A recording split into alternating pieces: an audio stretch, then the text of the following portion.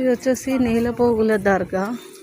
So ఇంటి దేవుడు అంటారు కదా, అట్లా ఇంటి దేవుడు.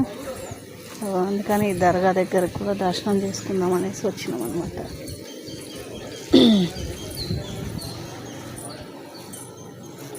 ఇక్కడికి చాలామంది వచ్చి నిద్ర చేస్తారు, వంటలు వండుకుంటారు, నాటు చేసుకుంటారు. సో ఏంటంటే ఫేమస్ ఏంటంటే మనం ఏ మొక్కుకున్నా అది జరుగుతుంది ఇక్కడ. సో మొక్కు తీర్చుకోవడానికి ఇట్లా వంటలు చేసుకుంటారనమాట. వచ్చి ఇట్లా వంటలు చేసుకొని పూజ చేయించుకొని వెళ్తారు.